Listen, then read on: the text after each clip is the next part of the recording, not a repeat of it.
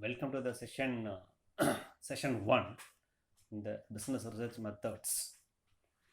So in this class I will cover about the measurement. Before that, what is to be measured? Variables. So what is variables? Anything that can vary to be considered as variable. Okay, so here the very best simple example, gender. Is it a variable? Yes. How? Male and female. So the male and female are attributes, and the variable gender is agreed by these two variables. So we can call this gender as a variable. The another example, satisfied with a product. Is it a variable? Yes. How? Yes, highly satisfied. Okay, satisfied, neutral, agree, neutral, and dissatisfied, or otherwise strongly disagree, neutral, agree, strongly agree. Okay, like that. This satisfaction is become a variable by agreeing with an agreement of 5 attributes. So the options are the attributes. So like that, for each and every variable, there are some attributes. With some attributes, it will consider as a variable. Okay. Next, I think you heard about dependent variable and independent variable. Okay, something is dependent on something. Okay, so you heard in economics, the price is the purchase is dependent on the price. The demand is dependent on the price. If price increases, demand decreases. So here the demand is the dependent variable and price is the independent variable. Like that, learning in the classroom influence or increase the happiness. Okay, maybe here the learning is the independent variable and happiness is the dependent variable. But apart from that, there are some other factors or some other situation influencing you, that is called as intervening variable or controllable variable. Again, that are not disturbance, extraneous variable. So the controllable variable, which includes nuisance variable, mediating variable, spurious variable, moderating variable, intermediate variable. Okay. Regarding this, already in the classroom with a good diagram we covered. Okay, so now variable that against, that is in the object you can measure, or with the object's properties you can measure. So objects, a machine, a table, or some equipment, what's its performance, that also to be measured. Okay, and the properties, that object properties. Okay, here the characteristics of the objectives. Okay, so here coming to the human being, physical. Okay, that height, weight, and his posture, that and all physical properties. Psychological properties is attitude, is intellectual leadership, and how he behaves in a group, or how he behaves in a particular situation. Okay, that and all we have to vary. So in our management studies, being a manager, you have to measure so many things in the corporates, maybe mostly with the behavior of the people. Okay, as an employee, as a customer, we have to measure the behavior of the people, or the uh, how they do that in the particular situation. So we simply can say we have to measure. So for that, what we have to, so that the another topic is coming as measurement. Okay, so verifying height, weight, that is the measurement. Okay. Measuring distance or the physical measurement is not at all a problem. Okay, there is a scale is there, some instrument is there, against the instrument we can measure. But measuring the human being's attitude or the intellectual, that is very difficult. So here the researchers or the experts developed some methods, some scales. Okay, the scaling may be nominal, ordinal, interval, and ratio scale. Yes, I'll come to that. Before that, the characteristics of the measurement, you look to the left side. Okay, the sample elements is there, empirical observation is there, a mapping rule is there. Okay, so what is it? So first one, coming into the measurement, we have to measure something, and measurement, selecting the observable empirical events. What you want to measure? The physical properties or the psychological properties of the human being? What? Okay. So in this example, we are selecting the elements. We want to measure the gender as a variable and how many male and how many female. Okay. So here sample elements is there are five members we named as A, B, C, D, E. And empirical observation, that's the variable gender. And here what is the mapping rule? That is assigning one if he is a male and 2 if she is a female. Then symbol is 1 and 2. Instead of assigning 1 and 2, we can put A for male and B for female, or M for male and F for female. That is depends on the researcher, okay, or the administrator. Okay, so again here the right side, what data do I need? Types of scale, okay, nominal or ordinal or interval or ratio. What's the measurement scale? That is called as scaling, and measurement quotient, that is through questionnaire. Okay. So coming to the next page, measurement and scaling, determination of the size in relation to some observed standard, meter, kilometer, assigning a number, that is a mapping rule. Measurement of physical properties are not a problem, but in a consumer behavior, attitude of the consumer towards the brand, satisfaction. So here measurement, quantitative measurement and qualitative measurement. Quantitative measurement is not a problem. Okay. Some instrument is there, we have to validate the instrument. Through that instrument, very accurately we can measure it. But in management studies, we have to measure more of qualitative things. So we are dealing mostly with the qualitative measurement. Okay. So for that, yes, a scale of measurement is there. Okay. In that, the scale of measurement or data to be measured is nominal, ordinal, interval, ratio. Some authors say that nominal scale, interval, ordinal, interval and ratio. Some authors say that nominal data and ordinal data, interval data and ratio data. So what is? So when you are coming to measure, you have to understand what sort of data you are measuring. So understand the basic characteristics or the nature of the data. Say for example, earlier we discussed gender is a variable. What are the attributes? Male and female, no more things, no more options. So when you're measuring the gender, male is 1 and female is 1. It is not that the female, because we are assigning the number 2, a female is greater than male. Or if you are assigning number 1 is female and number 2 is male, it's not that male is greater than the female. So here just we are categorizing the variable as male and female.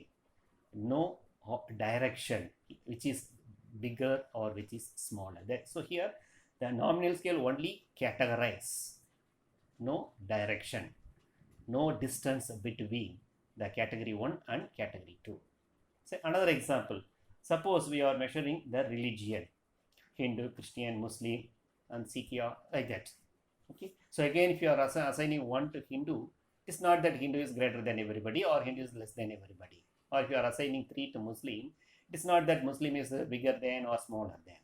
So here just categorize the people based on the religion. Okay, 1 is so and so religion, 2 is so and so religion. Okay, so like that in a manufacturing organization, the company having so many varieties, so that put together number 1, number 2, number 3. Okay. So we categorize. This is called as categorical measurement or categorical scale, that also. And if you measure this type of data, it is very difficult to apply the statistical tool for this type of data. So application of this nominal scale is in the stat side very limited. Then next to ordinal scale. This scale involves ranking of objects or individuals or traits without record to equality of the difference. But direction is there. Okay, coming to ordinal scale. The ordinal scale have one more advantage than the nominal scale. The nominal scale only categorize, but on ordinal scale categorize and they have some direction, greater than or less than. But between category 1 and category 2, yes, category 2 is greater than category 1 or less than category 1. That's different. But what's the distance? How far it is greater? We can't. We can't tell it in the ordinal scale. That is the drawback of the ordinal scale will give a direction, okay, plus or minus. But how much it is plus, how much it is minus, we don't know. Okay. So mostly it is using in a ranking scale. It is called as a ranking scale. Odd rate. Suppose in our class, out of 100, student B got out of 100, he got 99, and student D got only 89. So student B is first rank, and student D is second rank, and student E, he got only 70, is the third rank. So student 1 and student 2 only 10 marks difference, but student 2 and student 3, there is almost a 20 mark is different. Okay, so here rank 1, rank 2, rank 3, we are ranking based on the mark, but between rank 1 and rank 2, what is the distance, we don't know. So only the direction we know. Then this is the characteristics of the second ordinal scale. Again, if you want to understand the particular product based on price, appearance, performance, and availability and service, on what basis you will select? Please rank. On what basis you will select the particular product? In our example, the respondent 1, he is giving the first rank as the availability. Rank 1 is availability, second performance, third appearance, fourth service, and fifth only price. But the respondent to the second column, he is giving the first rank to the performance, second rank to the price. He is more price conscious respondent. Okay, second rank, and third rank is service, fourth rank is availability, and fifth rank is appearance. So the respondent 2 is not bothered about the appearance. Okay, performance and the price is putting in the first rank and second rank. So like that we can understand the purchase behavior or what attributes he is selecting the product, that we can understand through this ordinal scale, or it's called as a ranking scale. Okay, so earlier I told that first rank out of 500, 498, and second rank 497 out of 500, and third rank 487 out of 500. Okay. I told first rank and second rank, there are less difference, but there's more distance between rank 2 and rank 3. So it is almost called as a ranking scale. That's the difference between a rank 1 and rank 2, but we cannot measure how much distance between rank 1 and rank 2 and rank 2 and rank 3. Again, another example, the educational attainment: qualified higher secondary 1, bachelor degree 2, master degree 3, and MPhil and doctorate, like that. So here, if it is a 5, higher side, 4, next lower side, like that. Okay.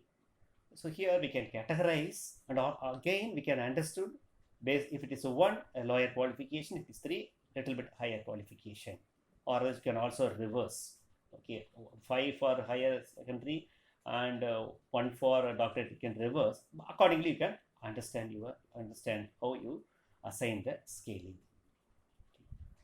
Then ordinal scales give a statement of greater than or less than without being to state how much greater or lesser.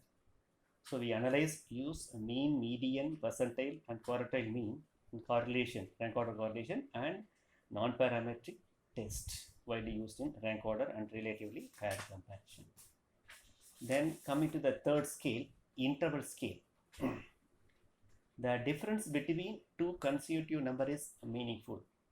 If you look into this, study this interval scale, in most of the text or in most of the videos, they are referring to Fahrenheit scale. That is, 10-degree difference has some meaning anywhere along the scale. That is, difference between 10 degree and 20 degrees same as between 80 and 20, but we cannot say 80 degrees twice as hot as 40 degree. So here there is no true zero, only an arbitrary zero. That is very, very important. There is no true zero, only an arbitrary zero. It is a relative function subject to something somewhere else. It is no from the origin. So how do you like this class in a 5-point scale? It is called as a rating scale. Earlier one, the ordinal scale, is a ranking scale.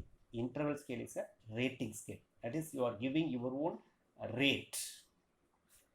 Very poor, poor, moderate, good, excellent. According to the your satisfaction. Okay, you are 1, 2, 3. So here, yes, there is a difference between 1 and 2, 2 and 3. How much do you satisfy the product? Highly satisfied, dissatisfied, neutral, satisfied, highly satisfied. So highly satisfied is you will get to get 5 marks.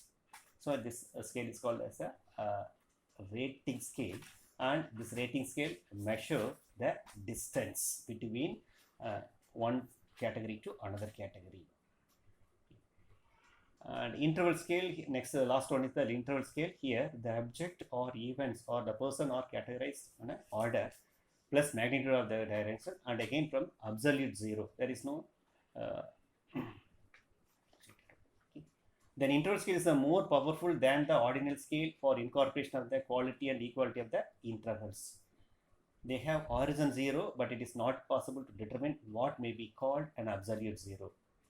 Mean is the appropriate measure of the central tendency. Standard deviation is the measure of dispersion, and T and F test are used for this interval scale. Then coming to the last one, the ratio scale. There is a scale of absolute 0 and equal intervals. It has all characteristics of the interval scale and nominal scale and ordinal scale. Though this scale covers all the setback in the earlier 3 scales. So measures of physical dimensions such as height, weight, distance, volume, okay, measurement of the particular company's performance in terms of finance. So that's an absolute 0, and it is measured on a continuous scale. It's not a discrete scale. And here for all the statistical techniques and all manipulations can be carried out. Manipulations and divisions can be used, but not with the other scales. Geometric means, harmonic means, coefficient of correlation also calculated. Coming to this diagram, see the inner circle, nominal, just to identify. Next, ordinal, some more application, ranking, big or small. Then third, interval, gap between 2 values. Then fourth, ratio between 2 values, that is we can measure and through an at 0. So calculate the loss figure. Attributes are only named, nominal scale. Attributes can be ordered, ordinal scale. Distance is meaningful, interval scale, and absolute 0. So distance you can exactly can measure through a ratio scale. So the ratio scale got all the applications in the statistical applications.